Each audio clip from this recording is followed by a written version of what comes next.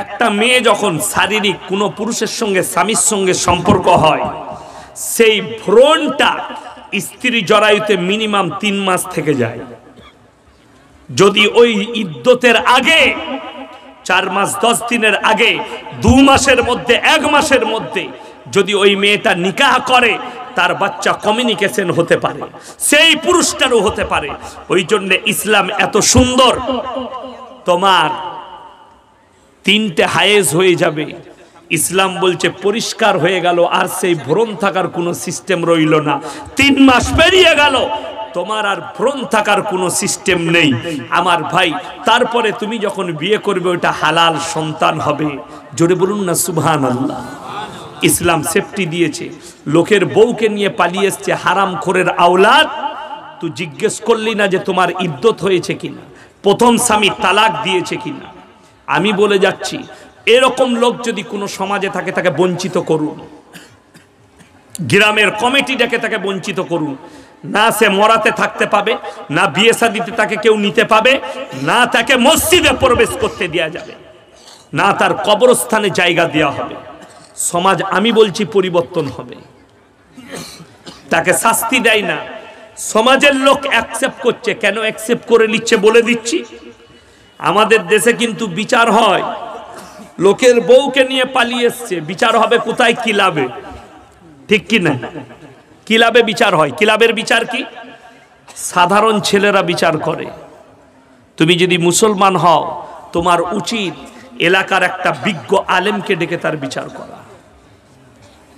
যে দেখো তো এই কাজটা করেছে, এটা কি শরীয়ত সম্মত হয়েছে?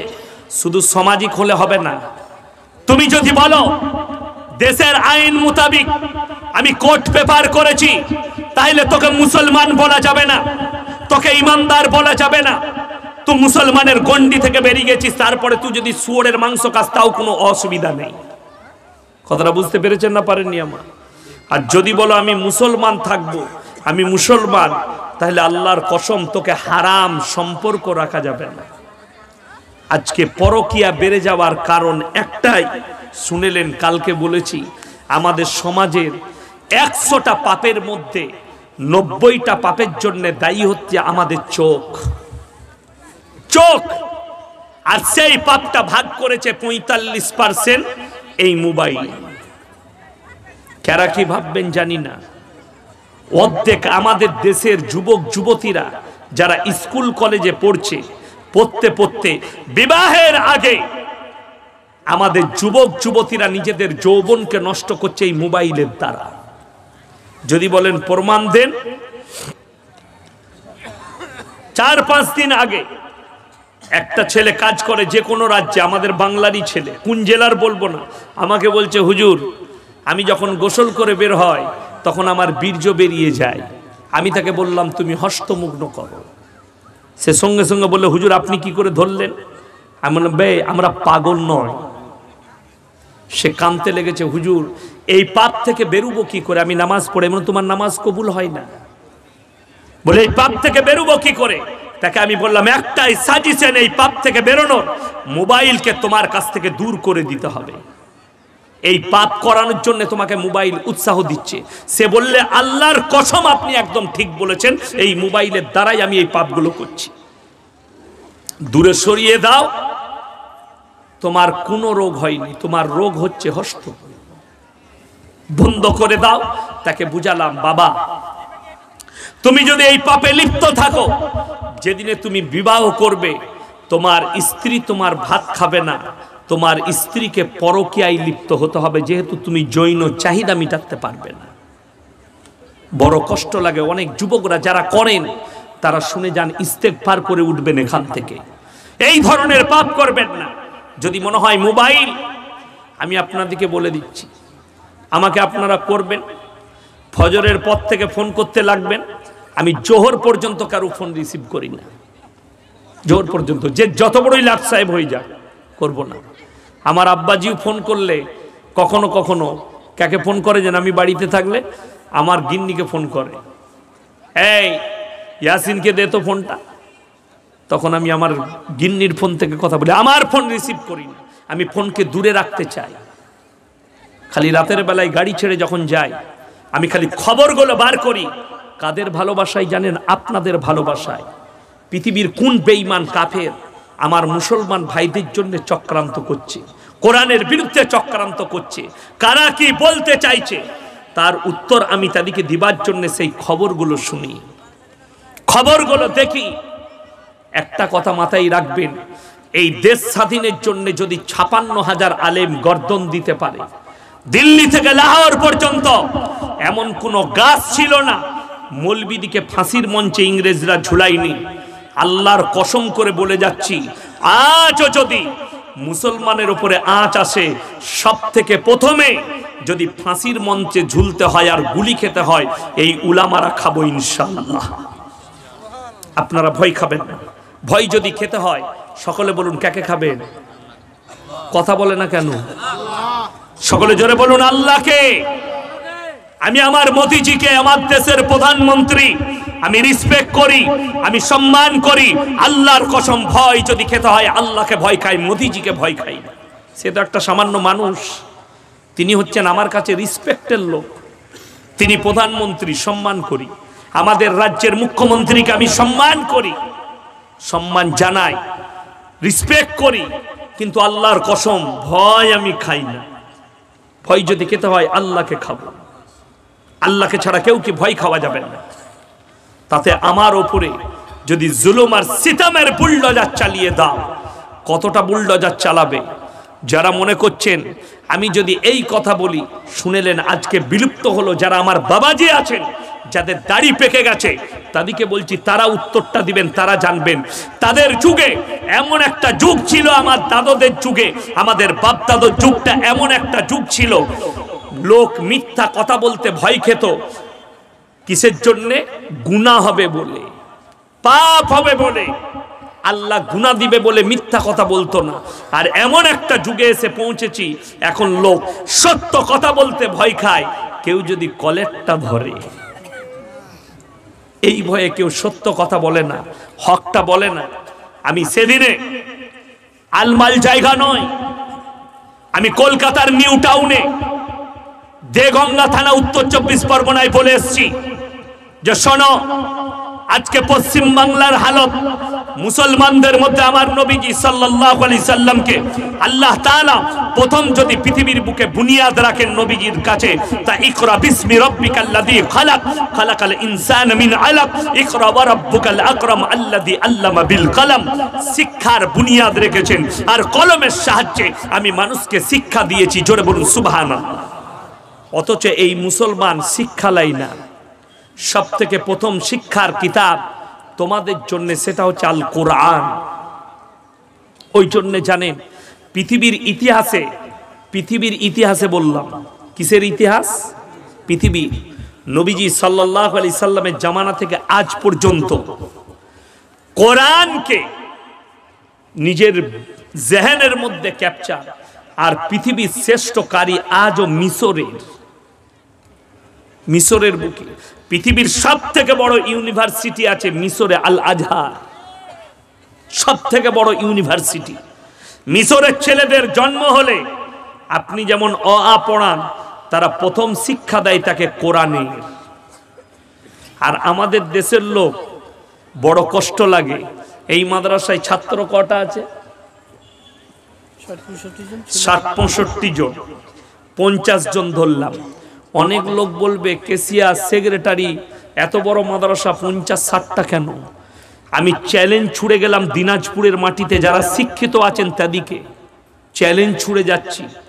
বাপের বেটা হলে অ্যাকসেপ্ট করবেন, আপনার মসজিদের ইমামের বেতন 50,000 করুন, মাদ্রাসার শিক্ষকের বেতন 60,000 করুন। আমি চ্যালেঞ্জ ছুড়ে বলে গেলাম, ডাক্তার মাস্টার এসেও বলবে আমার একটা ছেলেকে মৌলবি করো, রাঁধা ভাত পাবে, 50,000 বেতন পাবে। এই মাদ্রাসাগুলোর জায়গা থাকবে না। কিন্তু এরা জানে মৌলবি করলে 3,000 বেতনে ইমামতি করবে, 5,000 বেতনে ইমামতি করবে। ঠিক বলছি না ভুল বলছি? এটা মিলিয়ে নিবেন। তা না হলে তুমি যদি দ্বীনের প্রতি মহব্বত করতে, তোমার সন্তানকে কোরআনের শিক্ষা দিতে, আজকে কষ্ট লাগে। মক্তবে ইমাম সাহেব কোরআনের শিক্ষা দেয়, পৃথিবীর সব থেকে উমদা কিতাবের শিক্ষা। এরা বলে মৌলবি বেতন দিয়ে রেখেছি, আবার মক্তবে কোরআন পড়ানোর লেগে তাকে আবার পয়সা লাগবে। ঠিক বলছি না ভুল বলছি? পয়সা দিতে চাই না। আরে বড় কষ্ট লাগে। তোমার ছেলে ইংরেজি পড়তে যাবে, টিউশন মাস্টারের, ইংরেজি মাস্টারের বেতন 300, অঙ্কর 500, বাংলার 200, সায়েন্সের 300। সেইখানে পয়সা খরচা করলে অসুবিধা নাই। আর কোরআনের পেছনে যদি ইমামকে 50 টাকা দেওয়া হয় মাসে ছেলেকে কোরআন শিক্ষার জন্যে, তাহলে তুমি বলছো কেন দেবো পয়সা? আমাকে আজকে একজন ফোন করেছে মেদিনীপুর থেকে। আমি বললাম ফোনে আমি কথা বলবো না, অত সময় নাই, হোয়াটসঅ্যাপে মেসেজ করো। কি প্রশ্ন আছে? প্রশ্ন করছে, হুজুর কোন বক্তা যদি রেট করে পয়সা নেয় তার কি জলসা শোনা যাবে? এখন খুব দামি কথা, মারাত্মক কথা। এর উত্তর আমার কাছে আছে। মানুষকে ইনসাফ করতে হবে। বললে জি হুজুর করতে হবে। আমি ইনসাফ গুলো শুনে নাও। আমার বাপ 52 বছর জলসা করছে পশ্চিম বাংলার মাটিতে। ইনসাফ গুলো বলে দিই। আমি আমার বাপের কিছু ইতিহাস শুনে নাও আমার কাছ থেকে। আমি ছোট থেকে জন্মের পর থেকে আমার বাপের কাছে মানুষ হয়েছি। আমি আমার জীবনের প্রথম ছাত্র আমার বাপের মাদ্রাসায়, তারপরে আমার গুজরাট, তারপরে উত্তরপ্রদেশ আমার প্রথম জীবন কেটেছে। এমনও জলসাই গেছে মুর্শিদাবাদে 10 টাকা করে 200 টাকা খামের ভেতরে ভরে দিয়ে দিয়েছে, দেখেনি, পকেটে ভরে নিয়ে এসছে। এটার নাম হচ্ছে ইনসাফ। খরচ হচ্ছে তখনকার যুগে বাসেতে 500 টাকা, দিয়েছে 200 টাকা। ইনসাফ। শুধু তাই নয়, আমি নাম করব না, দিনাজপুরের মাটিতে গত বৎসরে জলসা করেছি, মাদ্রাসার জলসা, 1 টাকাও দেয় নাই, ঘুরে গেছে। আমার ড্রাইভারকে জিজ্ঞেস করে আসুন, আজও দেয়নি। আমি চাইনি, ফি সাবিলিল্লাহ, মাদ্রাসার জলসা দেয়নি, কি হয়েছে? আমার ভাগ্যকে কাটতে পারবে না। ইনসাফ এটা, এটা হচ্ছে ইনসাফ। অনেকজন বলে হুজুর বলছে অগ্রিম টাকা ভরে দাও। তোর ব্যবহারে বলতে বাধ্য হয়েছে বক্তা, তোর ইনসাফে বলতে বাধ্য হয়েছি টাকা, এমনি নয়। যদি বলে ইনসাফ করো, আমি মুর্শিদাবাদে গাড়ি নিয়ে এসেছি, 2000 টাকা গাড়ি ভাড়া, গাড়ি ছিল না, ভাড়া করে এসেছি। হুজুর একজন বক্তা বাংলাদেশের অ্যাবসেন্ট হয়েছে, আপনি আসুন। আমি বললাম বাবা ইনসাফ করে টাকা দিবে। জি, গাড়ি ভাড়া 2000 টাকা দিয়েছে, 1800 পকেটে, অনেকগুলো লোড ভরে দিয়েছে। আমি গুনিনি, বাড়িতে গিয়ে দেখছি পকেট থেকে 200 টাকা দিয়েছি। ইনসাফ বুঝছেন তো? এগুলো আমি আল্লাহর কসম করে বলছি, কসম করে, কসম খেয়ে মিথ্যা কথা বলা যায় না। বড় কষ্ট লাগে। শুধু তাই নয়, মুর্শিদাবাদে ইসলামপুরে জলসাই যাচ্ছি, গ্রামটার নাম বলবো না, তারা ব্যথা পাবে। আমরা মৌলবীরা কেউ কি ব্যথা দিতে চাই না, ওই জন্য আমি মাদ্রাসাটার নাম করলাম না। শুনেলেন, দৌলতাবাদ পৌঁছে গেছি, ফোন করছি, 1 টাকা রাস্তা খরচ দেয় নাই। আমি বললাম বাবু কোন দিকে ঢুকবো তোমাদের জলসাটা? বলছে হুজুর বলতে ভুলে গেছি, জলসাটা হবে না। অলরেডি আমি 250 কিলোমিটার চলে এসেছি আমার বাড়ি থেকে। 250 দুগুণে কত? 500। যে কোনো গাড়িওয়ালাকে জিজ্ঞেস করবে মিনিমাম তেল খরচ কত হতে পারে। আমি একটা কথা বলিনি তাকে আজও পর্যন্ত, আবার দাওয়াত লুবো দাওয়াত দিলে, কিন্তু একটাই জিনিস বাস্তব কথা বলে যাচ্ছি আপনাকে। মেদিনীপুরও আমাকে এই প্রশ্ন করেছে। এরপর শুনেলেন হাদিসে আছে মামুলাত পরিষ্কার হতে হবে। মামুলাত বুঝেন? কারোবার, ব্যবহার পরিষ্কার হতে হবে। আপনার সঙ্গে আমার একটা ব্যবসার কথা হচ্ছে, ব্যবসাটা ক্লিয়ার কাট হতে হবে। 2 বন্ধু মিলে ব্যবসা করছেন, লিখিত কাগজ করে ওয়াদা করে ব্যবসা হতে হবে। যদি বলেন হুজুর আপনারা ব্যবসা করছেন না, যদি তোমার মনে হয় ব্যবসাতে ব্যবসা, যদি বলেন দিনের খিদমত করতে গেলে যে হারামখোররা বলছে পয়সা লাগে, আমি চ্যালেঞ্জ ছুড়লাম, তুমি যদি এতই দিনের দরদি হও, আমার মাদ্রাসায় প্রত্যেকদিন 300 ছাত্রর রান্না হয়, তোমাকে দাওয়াত দিলাম 2 মাস খালি ফ্রি পয়সা এনে দিয়ে আসবে আমার মাদ্রাসায়, এতিম আর মিসকিনকে খাওয়াবে। কে বাপের বেটা আছেন দিনাজপুরে হাত তুলেন? 1 পয়সা দেবো না, খালি যাতায়াতের ভাড়াটা দেবো আর মাসায় খেতে দেবো। যদি কেউ থাকেন 2 মাস, আমার গাড়িতে এক্ষুনি চাপিয়ে নিয়ে যাবো জলসার পরে, ফ্রি, 1 পয়সা দেবো না, 2 মাস খালি রাখবেন। আন্ডার প্যান্ট খুলে ছুটবে। আমরা মৌলবীরা, আমি 700 কিলোমিটার এসছি এখানে, যদি বলেন হুজুর যা দেবো তাই নেন, পকেটে 5000 ভরে দিবেন, আমি ঘরে গিয়ে বইয়ের ব্লাউজ বেচে সংসার চালাবো? ভেবে চিনতে প্রশ্ন করবে। আগে নিজেকে জিজ্ঞেস করো তুমি ইনসাফওয়ালা কিনা। তোমার দিকে 5টা আঙ্গুলের মধ্যে 4টা আঙ্গুল তোমাকে ইশারা করছে যে তুই নিজের হৃদয়কে জিজ্ঞেস কর, তুই মৌলবীর সঙ্গে ইনসাফ করেছে কিনা। তোর ইনসাফটা বলি কওমের। আরে এই বক্তা তো শুনেলেন, আমি কাল থেকে ফ্রি জলসা করব পশ্চিম বাংলার মাটিতে। আমার মাদ্রাসার সেক্রেটারিকে বলুন আমাকে 50,000 বেতন দিবে। আমি তোমার গ্রামে ফ্রি জলসা করব, কেউ যদি ইমামের বেতন 50,000 করতে পারে। কে আছেন বাপের বেটা মতোয়াল্লি দাঁড়ান, ইমাম দিকে 50,000 দেন, আমি ফ্রি জলসা করব ইনশাল্লাহ তার গ্রামে। ফ্রি প্রতি বছর করব, 1 টাকা লুবো না। বাসে ট্রেনে এসে জলসা করে দিয়ে যাব নিজের বাপের খরচা করে। তুমি তোমার ইমামকে ইনসাফ করতে পারো না, আর হারামখোর মৌলবীকে জিজ্ঞেস করছিস পয়সা লিয়া যাবে কিনা। আমাদের সমাজের লোক তো আসবে, আল্লাহর নিয়ামত গুলো আপনি শেষ করতে পারবেন না। আমার ভাই, মানুষ শুনে নিন, পুকুরে, নদীতে, দরিয়ায় মাছ যেমন এক প্রান্ত থেকে আর এক প্রান্ত ছুটে, আমি আল্লাহ রাব্বুল আলামিন দুনিয়ার বুকে নিয়ামতকে বিছিয়ে দিয়েছি, তোমরা হালাল রুজি রোজগার করে নাও। নিয়ামতে হাবুডুবু খাইয়েছে আমার বান্দাকে। কোরআনে আছে 17 পারা শেষ পৃষ্ঠায়, ইয়া আইয়ুহাল্লাযীনা আমানুর কাউ ওয়াসজুদু ওয়াবুদু রাব্বাকুম ওয়াফআলুল খায়রা লাআল্লাকুম তুফলিহুন। হে আমার নবী বলো, তারা যেন আমার কাছে রুকু করে, সিজদা করে, আমার কাছে প্রার্থনা করে, আমি আল্লাহ তাদেরকে কামিয়াবির রাস্তা দেখিয়ে দেব। জোরে বলুন সুবহানাল্লাহ। আপনি নামাজ পড়ুন, রোজা রাখুন, আল্লাহর কাছে কান্নাকাটি করুন, ভালো মন্দ আল্লাহর কাছে চান, আমার আল্লাহ আপনাকে কামিয়াবি দিয়ে দিবেন। আমার ভাইয়েরা, আমার মায়েরা, বোনেরা, আল্লাহ কেমন নিয়ামত দিয়ে ঢেকেছেন আমার আল্লাহ রাব্বুল আলামিন কোরআনে বর্ণনা করলেন।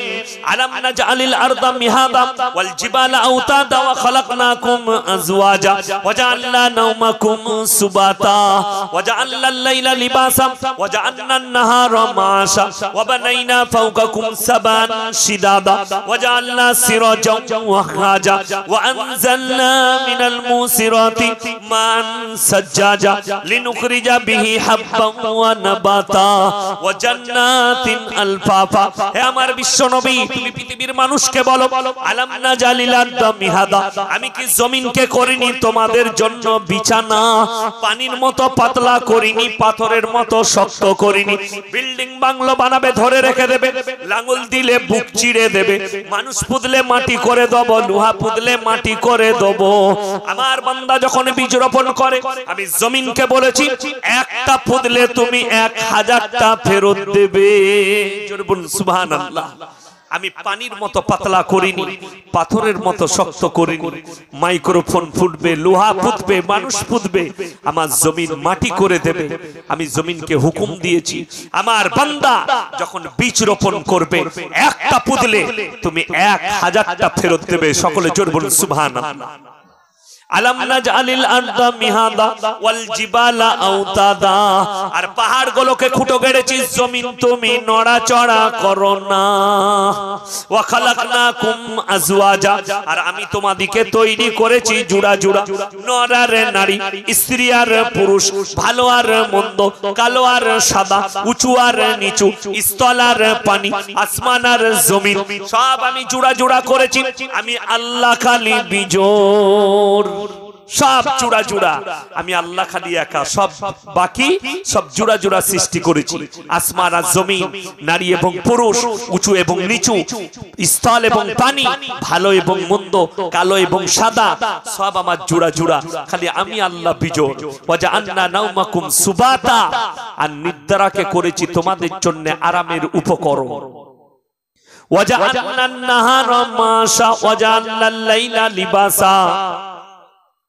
আলাম নাজালিল আরদা মিহাদা ওয়াল জিবালা আওতাদা ওয়া খালাকনাকুম আজওয়াজা ওয়া জাআলনা নাওমাকুম সুবাতা। নিদ্রাকে করেছি তোমাদের আরামের উপকরণ। বিশ্বের যত ডাক্তার মাস্টার আছে, যতগুলো প্রফেসর আছে, বৈজ্ঞানিক আছে, তাদেরকে জিজ্ঞেস করুন, ডাক্তারে যে ঘুমের ট্যাবলেট দেয়, সেটা ঘুমের ট্যাবলেট না ঘোরের ট্যাবলেট? আল্লাহর কসম করে বলছি, সেটা হচ্ছে ঘোরের ট্যাবলেট। নিদ্রায় আমার আল্লাহ দান করেন। নিদ্রা যদি আমি কেড়ে নিই, পৃথিবীর কোনো শক্তির ক্ষমতা নেই তোমাদিকে একটা মিনিটের নিদ্রা দান করতে পারে।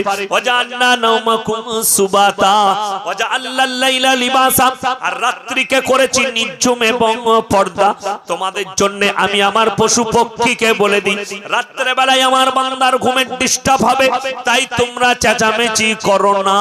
ওয়াজান্নান নাহারা মাশা, আর দিনকে করেছি তোমাদের খাদ্য অন্বেষণের জন্য। ফজরের সময় উঠো, 2 রাকাত করে 4 রাকাত নামাজ আদায় করো আর বেরিয়ে পড়ো হালাল রুজির সন্ধানে। সারা রাত্রি আরাম করো, ফজরের সময় নামাজ পড়ো। আমি রাত্রিকে করেছি তোমাদের আরামের জন্য, আর দিনকে করেছি খাদ্য অন্বেষণের জন্য। ওয়াজান্নান নাহারা মাশা ওয়া বানাইনা ফাওকাকুম সাবান শিদাদা। হে আমার বান্দা বলে দাও, হে আমার নবী বলে দাও, তোমরা একটা বিল্ডিং বানালে 50টা পিলার দেবে, একটা প্যান্ডেল বেঁধেছো, 100টা বাঁশ গেড়েছো। আমার আল্লাহ বিনা বাঁধনে বিনা থাম্বাতে 7টা আসমান দাঁড় করিয়েছেন, তারপরেও কি তোমরা আমার আল্লাহর কাছে মাথা টেকবে না? আল্লাহকে সিজদায় পড়ে বলবে না সুবহানা রাব্বিয়াল আলা। ওয়াজআল্লাল লাইলা লিবাসা ওয়াজআল্লান নাহারা মাশা ওয়া বানাইনা ফাওকাকুম সাবান শিদাদা ওয়াজআলনা সিরাজাও ওয়াহাজা। তার মধ্যে সূর্যকে এমন ভাবে দাঁড় করিয়েছি সূর্যের আলোকে কিয়ামত পর্যন্ত। আবার সূর্যের আলোর এতটুকু তোমরা পরিবর্তন পাবে না। কারেন্ট চলে গেলে লাইট বন্ধ হবে, মোবাইলের ব্যাটারি শেষ, চার্জ শেষ, মোবাইল অফ। আর কিয়ামত পর্যন্ত আমার সূর্যের আলো তোমরা এতটুকু পরিবর্তন পাবে না। ওয়াজআল্লাল লাইলা লিবাসা ওয়াজআলনান নাহারা মাশা ওয়া বানাইনা ফাওকাকুম সাবান শিদাদা ওয়াজআলনা সিরাজাও ওয়াহাজা ওয়া আনজালনা মিনাল মুসিরাতি মান সাজ্জাজা। আর মেঘমালা থেকে আমি আল্লাহ ঘন ঘন বৃষ্টি বর্ষণ করি। লিনুখরিজা বিহি হাব্বান ওয়া নাবাতা, যার দ্বারা তোমরা ধান শস্যে গমালু ইত্যাদি উৎপন্ন করো। ওয়া জান্নাতিন আলফাফা, আর ফল ফ্রুটে ভরা বাগান। চালের মধ্যে ধানেতে যদি বৃষ্টির পানি না পড়ে ধান বগা মেরে দেবে, তার মধ্যে চাল গদবে না। ফলেতে যদি বৃষ্টির পানি না পড়ে ফল টিকবে না। আমের মুকুলে যদি বৃষ্টি না পড়ে মুকুল পড়ে যায়, আমের গুড়া বোটা শক্ত হয় না। বৃষ্টি না পড়লে আম টক হয়ে যাবে, আপেল টক হয়ে যাবে। ওয়ানজালনা মিনাল মুসিরাতি মান সাজ্জাজা, মেঘমালা থেকে আমি আল্লাহ বৃষ্টি বর্ষণ করি। লিনুখরিজা বিহি হাব্বান ওয়া নাবাতা, যার দ্বারা তোমরা ধান শস্যে শাকসবজি ইত্যাদি উৎপন্ন করো। ওয়া জান্নাতিন আলফাফা, আর ফল ফ্রুটে ভরা বাগান। তারপরেও কি তোমরা আমাকে চিনতে পারবে না? তারপরেও কি তোমরা নামাজেতে সিজদায় পড়ে বলবে না সুবহানা রাব্বিয়াল আলা?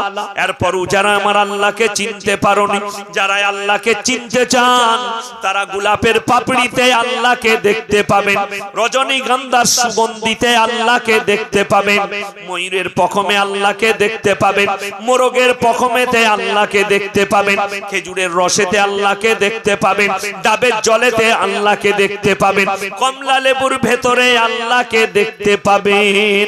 পৃথিবীর যতগুলো বৈজ্ঞানিক আছে এক কাছে করুন, আর কমলা লেবুটা ফেরে বলে দেন যে সাজিয়েছে যেমন ভাবে সাজানো ছিল এইভাবে দানাগুলো সাজিয়ে দাও। একটা বেদনাকে ফেরে দেন আর প্লেটের মধ্যে দেন, আর পৃথিবীর বিজ্ঞানকে ডেকে বলো যেমন ভাবে সাজানো ছিল ওইভাবে সাজিয়ে দাও।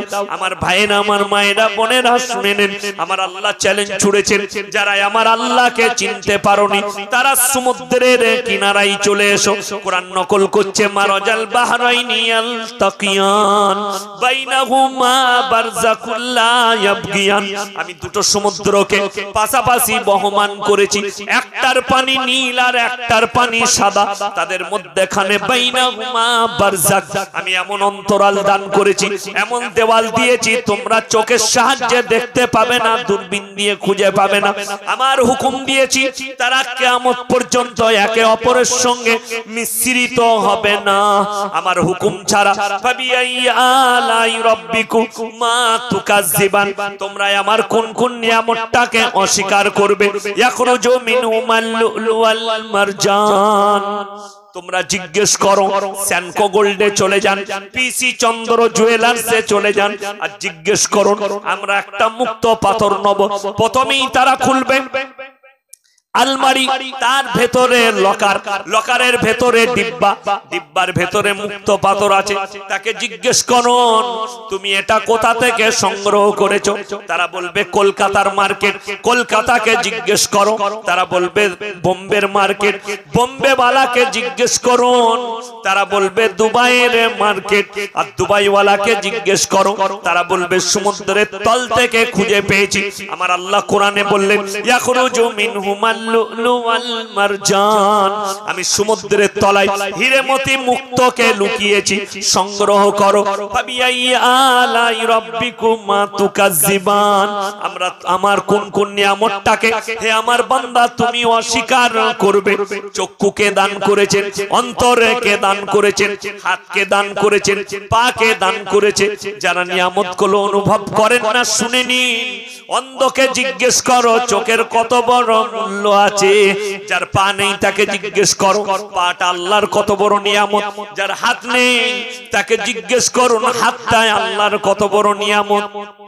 বিজ্ঞান আপেক্ষিক, আজ যেটা বলছে কাল সেটা চলবে না, আজ যেটা বলছে কাল সেটা ঘটবে না। বিজ্ঞান হচ্ছে আপেক্ষিক, এক্ষুনি যেটা বলছে কালকে পাল্টিয়ে যেতে পারে।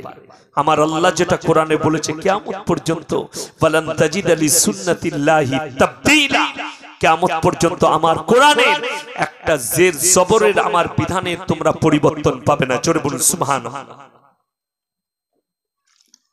আল্লাহ কোরআন অবতীর্ণ করেছে গোটা দুনিয়ার কিয়ামত পর্যন্ত। কোরআনের বায়োডাটাকে লক্ষ্য করে আমার আল্লাহ গোটা পৃথিবীর বায়োডাটার কোরআনে ভরে দিয়েছে। জোরে বলুন সুবহানাল্লাহ। যেমন আপনাদেরকে বলে দিই, বিজ্ঞানের যদি কোনো স্টুডেন্ট থাকে বলুন তো ডাবের ভেতরে জলটা গেল কি করে? সে বলে দিবে ইনটু মাইনাস প্লাস, এইদিকে ঢুকে গেছে। কেটে দেখাতে পারবি মালটা কোন দিকে গেছে? না। ফেলুয়া পৃথিবীর মানুষ, ডাবের ভেতরে অত সুন্দর জলটা কে ভরে দিল? খেজুরের গুড়, খেজুরের রস।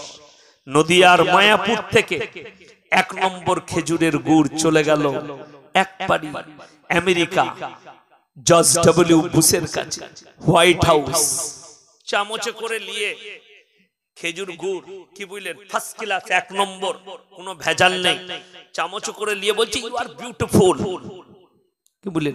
ও জানে না কোথাকার মাল। খেজুর গাছের গুড়াকার কাঁটাটা নিয়ে গিয়ে পাছায় মারতে হবে দাপ করে।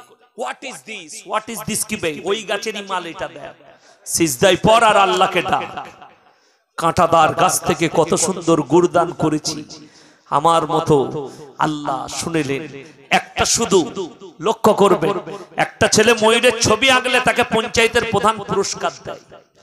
আমার বিটি এনে দেখাচ্ছে আব্বা ঘর এঁকেছি, সূর্য এঁকেছি, গাছ এঁকেছি, এই ছবিটা এঁকেছি, আমাকে ইমেলে একটা পুরস্কার দিয়েছে। আমি অবাক হলাম, যদি এই ছবি আঁকাতে, ময়ূরের ছবি আঁকায়, গরুর ছবি আঁকায়, যদি তাকে রাষ্ট্রপতি পুরস্কার দেওয়া হয়, তুমি যে ছবিটা এঁকেছ নামা একটা পানি পড়ে গেলে তোমার কালার ডিসকালার মেরে দিবে। অবাক হবেন, সিজদায় পড়তে ইচ্ছা করবে। জঙ্গলেতে একটা ময়ূরের পখমে মাসের পরে মাস, বছরের পরে বছর বৃষ্টি পড়ে, তাদের কালারে কোনো ডিসকালার নাই। জোরে বলুন সুবহানাল্লাহ। আপনার ঘরের মোরগের পালক, মোরগ পানিতে ছুটে বেড়াচ্ছে, বৃষ্টি হয় তার উপরে পড়ে, তার কালারে ডিসকালার নাই। তোমার আঁকা ছবিতে ডিসকালার মেরে দিয়েছে। তাইলে শোনো, তুমি যদি রাষ্ট্রপতি পুরস্কার পাও, যিনি ময়ূরটাকে, ময়ূরের ছবি এঁকে যদি রাষ্ট্রপতি পুরস্কার পান, যিনি ময়ূরটা সৃষ্টি করেছেন তিনি কতটা পুরস্কারের যোগ্য একবার ভেবে দেখো। সিজদায় পড়ে কিয়ামত পর্যন্ত পড়ে থাকলে শুকর আদায় করতে পারবে না। বিজ্ঞান তোমাকে ঘোড়ার ডিম দিয়েছে, এখনো পর্যন্ত বিজ্ঞান একটা কালারের নাম আবিষ্কার করতে পারে না। গোলাপি কালার, গোলাপের মতো সাদা কালার, সাদা দুধের মতন, সাদার মতন সাদা কালার, হোয়াইট কালার হোয়াইটের মতন, হলুদ কালার হলুদের মতন, বেগুনি কালার বেগুনের মতন, কমলা লেবু কালার কমলা লেবুর মতন, আর স্কাই কালার আকাশের মতন, সব মতন। তোদের মালটা কি হলো বলে আমাদের কিচ্ছু নাই, ও তো আল্লাহর ধার করা মালবে, তাহলে ফুটানি করিস কোথায়? তোদের কিছুই নাই, ফুটানি করো না, সব আল্লাহ। রজনীগন্ধার সুগন্ধিতে আল্লাহকে খুঁজে পাবে। কাঁটাদার গাছে গোলাপ ফুলটা ফুটে থাকে, সেটা থেকে অনুভব করুন আমার আল্লাহ কতটা শক্তিশালী, যিনি কাঁটাদার গাছে এত সুন্দর গোলাপটা ফুটতে পারে। কি বলছেন? যারা প্রেম করো, যারা ভালোবাসে, বউকে গোলাপ ফুল দেয় প্রেমিকাকে আই লাভ ইউ বলে, বউকে যারা যারা প্রেমিকাকে গলায় জড়িয়ে ধরে, তোর বউয়ের প্রেমিকার শরীরে যদি কাঁটা থাকে কেউ জড়িয়ে ধরবে? কথা বলে না, কেউ ধরবে না। বেরো, কাঁটা আছে। আল্লাহ বলছে দেখো ওই কাঁটাদার গাছে গোলাপ ফুল ফুটিয়েছি, তোমাদের কাছে ওই কাঁটাদার গাছটাই তখন সুন্দর হয়ে যায়। গোলাপ ফুল লোকে গাছের বাড়িতে লাগাই না, লাগায়, গোলাপ ফুল ফুটে বলে। আমার ভাই শুনেলেন, গোলাপ ফুলের সৃষ্টিকর্তাকে খুঁজো, যিনি সৃষ্টি করেছেন। খেজুরের গুড়ে শীতকাল হলে খেজুরের গাছ থেকে রস পাবে, খেজুরের গুড় পাবে। গ্রীষ্মকালে তাল গাছের রস পাবে, তাল গাছের রস থেকে তোমরা গুড় পাবে। তাল গাছের রসে গুড় হয় না? হয় না? হয়। বাঁকুড়া জেলায় বেশি হয়, কি বুঝলে? আর বাঁকুড়া জেলায় মাতালু বেশি, তারই খেয়ে পড়ে থাকে গাছতলায়।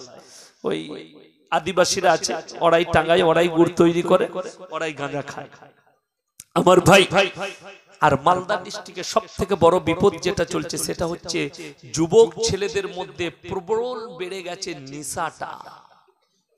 হিরোইন, আফিং, মদ, গাঁজা, এগুলো আমাদের মুসলমান যুবকরা বেশিরভাগ শ্রবণ করছে।